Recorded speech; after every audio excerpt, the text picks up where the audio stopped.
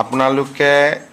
সকলোৱে জানে যে অহাকালিৰ পৰা বিধানসভাৰ অধিৱেশন আৰম্ভ হ'ব আৰু বিধানসভাৰ অধিৱেশনৰ লগত সংগতি ৰাখি কেইবাখনো নতুন আইন বিধানসভাত উত্থাপন কৰা হ'ব আৰু তাৰ বিষয়ে আজি কেবিনেটত আলোচনা কৰা হয় আৰু মই যিখিনি আইন এমেণ্ডমেণ্ট হ'ব তাৰ ওপৰত আপোনালোকক এটা ধাৰণা এটা দিব খুজিছোঁ। আমাৰ Assam tourism development and registration act 2024 এই আইনখন আমাৰ সদনত উপস্থাপন হ'ব। ইয়াৰ দ্বাৰা আমাৰ হোটেল বা হোমষ্টে এইসকলৰ পঞ্জীয়ন কৰাৰ বাবে সুবিধা কৰি দিয়া হ'ব আৰু পূৰ্বতে 1867 চনত চৰাই এক্ট বুলি এখন এক্ট আছিল, সেই এক্টখন বিলুপ্তি হ'ব আৰু Assam tourism development and registration act 2024ক আমি সংশোধন কৰি চৰাই এক্টৰ প্ৰয়োজনীয় দফাসমূহ আমি নতুন আইনখনত সন্নিৱিষ্ট কৰি চৰাই এক্টখন আমি সম্পূৰ্ণ ধৰণে বিলুপ্তি কৰিম। আজি আমাৰ কেবিনেটত অসম পুলিচৰ যিটো 102 বুলি আপোনালোকে ফোন নম্বৰ দেখিছে 112, এই গোটেই প্ৰকল্পটোক আধুনিক ৰূপত সজাই তুলিবৰ বাবে আমি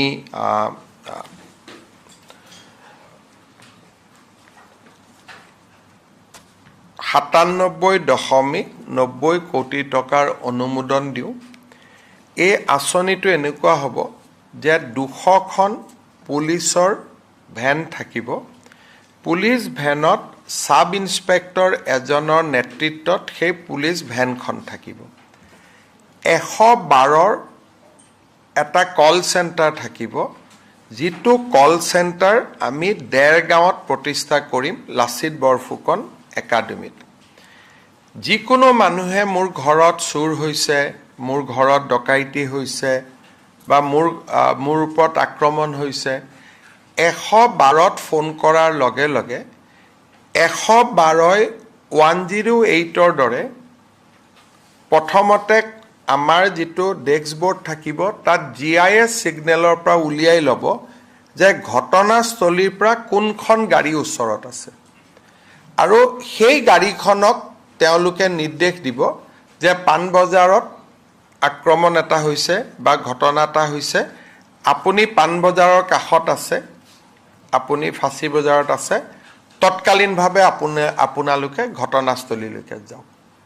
তাৰমানে মোবাইল পুলিচ ষ্টেচন এটা হ'ব, 200টা মোবাইল পুলিচ ষ্টেচন, য'ত নেকি 112ক ফোন কৰাৰ লগে লগে তাৰ পৰা অপাৰেটৰে ইনষ্ট্ৰাকশ্যন দিব আৰু পুলিচ ষ্টেচন বা পুলিচ গাড়ীকেইখন ঘটনাস্থলীত গৈ উপস্থিত হ'ব। এই গোটেই কামটো কৰিবৰ কাৰণে আমাক 1000জন ড্ৰাইভাৰ লাগিব, 200খন গাড়ী কেইবাটাও শ্বিফ্টত হ'ব, 200খন গাড়ী লাগিব, আমাক ছফ্টৱেৰ লাগিব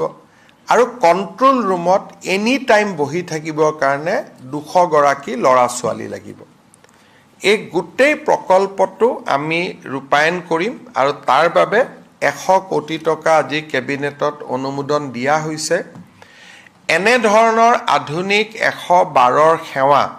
উত্তৰ প্ৰদেশ আৰু তেলেংগানা চৰকাৰে খুব ভালকৈ ৰূপায়ণ কৰি আছিলে। আমি এই সেৱাটো এতিয়া অসমতো আৰম্ভ কৰিম আৰু 112ত যেতিয়া কোনোবাই ফোন কৰিব, যদি মেডিকেল আৰ্জেঞ্চি হয় 112ই নিজে নিজে 108ক ফোন কৰি দিব। যদি ফায়াৰ ইমাৰ্জেঞ্চি হয় 112ই ফায়াৰক জনাই দিব। তাৰমানে এইটো হোম, পুলিচ, ফায়াৰ ব্ৰিগেড, স্বাস্থ্য তিনিওটা বিভাগত ইয়াত এটা এই 112ৰ জৰিয়তে এটা সমন্বয় সাধন কৰা হ'ব। তাৰমানে তেওঁ ভুক্তভোগীজনে 3টা ফোন কৰিব নালাগে, ফায়াৰ ব্ৰিগেডত ফোন কৰিব নালাগে, এম্বুলেন্সত ফোন কৰিব নালাগে, 112ত ফোন কৰিলেই গোটেইখিনি কাম একেলগে হ'ব কিন্তু 108 মুকলি থাকিব এইটো নহয় যে 108 এতিয়া বন্ধ হৈ যাব নেকি এইটো নহয় 108 থাকিব কিন্তু 112ত ফোন কৰিলে দুৰ্ঘটনা হলে পুলিচে নিজে নিজে 108ক কৈ দিব যে অমুক জায়গাত দুৰ্ঘটনা হৈছে আপোনালোকে এম্বুলেন্স পঠাওক so health disaster response integrated police station আৰু এটো 24/7 থাকিব ৰাতি 2টা বজাতো যদি ফোন কৰে যে মোৰ ইয়াতে মাৰপিট হৈছে ঘটনা হৈছে ছোৱালী ওপৰত কিবা বেয়া শব্দ কোৱা হৈছে যি ঘটনা হলে ৰাতি হলেও এই 200খন গাড়ী 24/7 ই এক্টিভ হৈ থাকিব যেনেকে এম্বুলেন্স এক্টিভ হৈ থাকে এটা মোবাইল পুলিচ ষ্টেচন টাইপ হ'ব এটো এটা বহুত ডাঙৰ ৰিফৰ্ম অসম পুলিচত আজি কেবিনেটে 100 কোটি টকা অনুমোদন দিছে ইয়াৰ লগত গাড়ী দামটো নাই গাড়ী আমি ইতিমধ্যে কিনি লৈছো আজি আমাৰ কেবিনেটত Assam minor mineral concession rules 2030 খন আমি সংশোধন কৰো আপোনালোকে দেখা পায় যে অৰুণাচল নাগালেণ্ড মিজোৰাম বিভিন্ন ৰাজ্যৰ পৰা আমাৰ অসমলৈ হিল আহে কিন্তু সেই হিল বালি নিজৰ ৰাজ্যত ৰয়্যালটি দি আহিছে নে নাই তাক আমি চাব নোৱাৰো দ্বিতীয়তে কথা অসমত অহাৰ লগে লগে যদি এখন ৰাজ্যত ৰয়্যালটি দি নাহে তেতিয়া অসমৰ ব্যৱসায়ী বিলাকে ৰয়্যালটি দিব লাগে বাহিৰৰ পৰা আহিলে ৰয়্যালটি নিদিয়াকৈ গতিকে কম্পিটিশনত আমাৰ ব্যৱসায়ী সকলে হিল বালি বিক্ৰী কৰিব নোৱাৰে বাহিৰৰ পৰা আহিব গতিকে আজি আমি এই আইনখন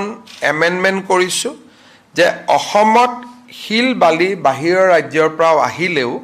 এটা ট্ৰেনজিট ফিজ 150 টকা পাৰ স্কয়াৰ মিটাৰ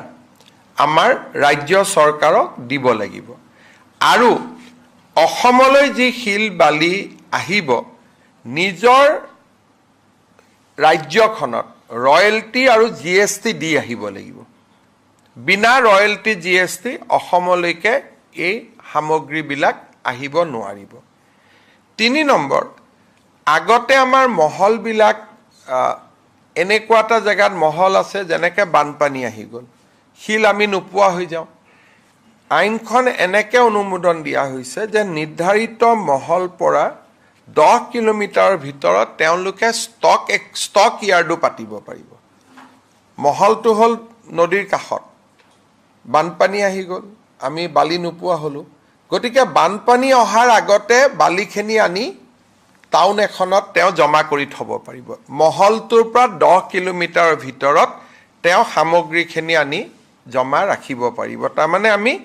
এটা ষ্টক ইয়াৰ্ডৰো এটা আমি পাৰমিশন দিছো ঠিক তেনেকে আমি আন কেইবাটাও মিনাৰেল এক্টত আমি আমাৰ বন বিভাগৰ বিষয়ে সাৰ্চ কৰিব পাৰিব সিজাৰ কৰিব পাৰিব ধৰক ৰেলে আমাক ৰয়্যালটি দিয়া নাই ৰেলৰ অফিচাৰক সামন কৰিব পাৰিব হাইৱে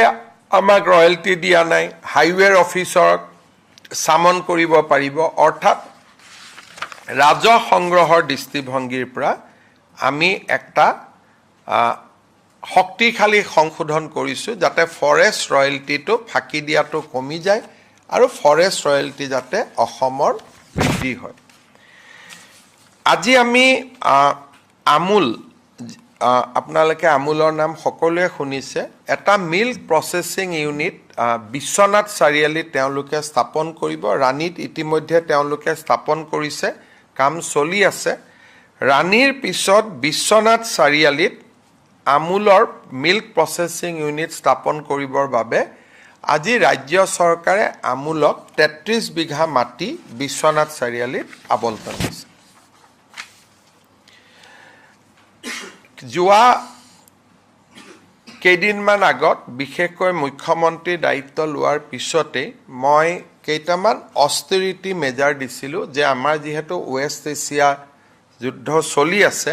সেই কাৰণে আমি কিছু নিয়ম নীতি মিতবায়িতা একেদিন মানি চলিম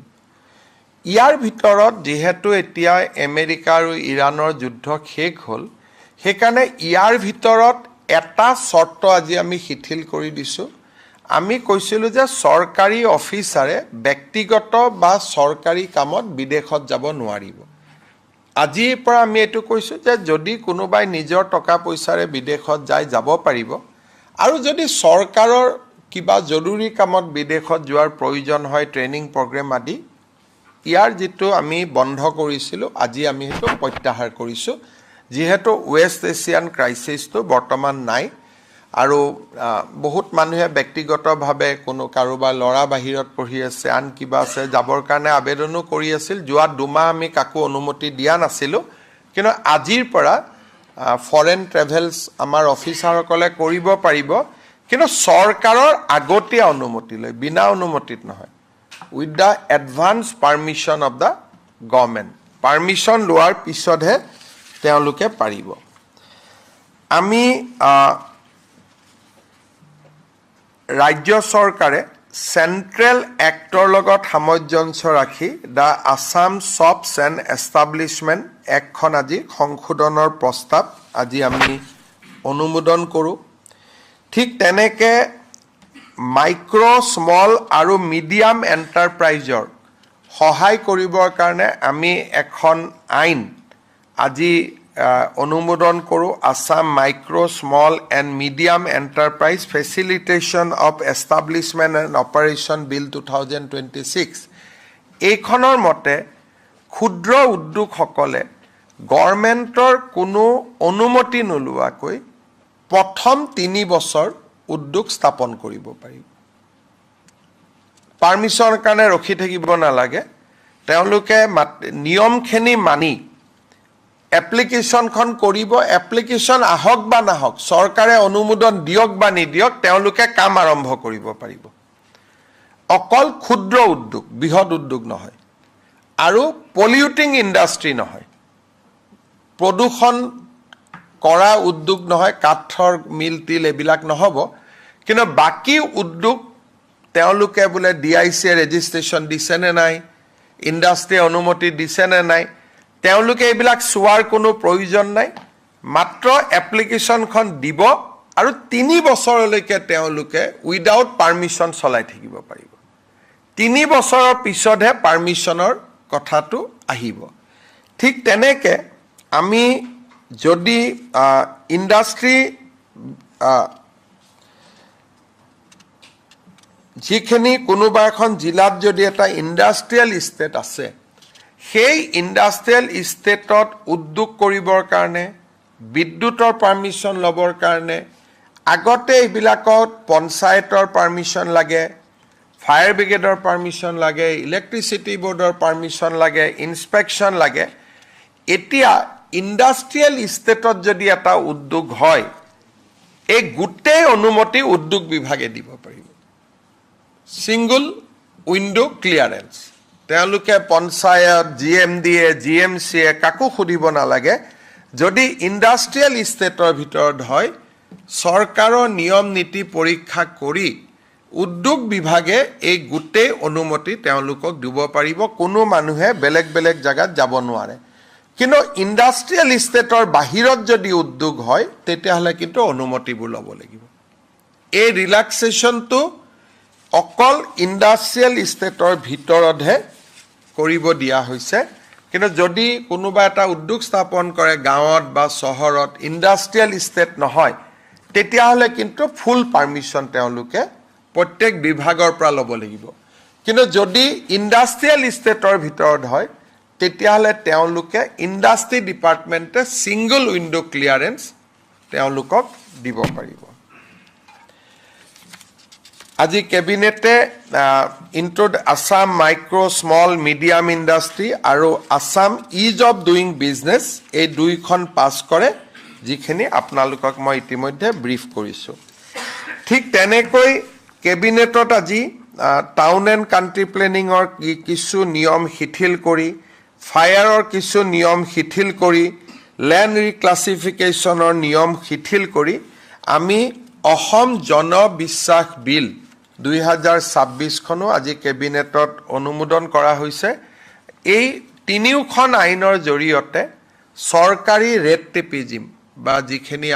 আমি কওঁ যে ৰঙা ফিটাৰ মেৰ পাছ এইটোৰ পৰা আমাৰ সমাজখন ওলাই আহিব।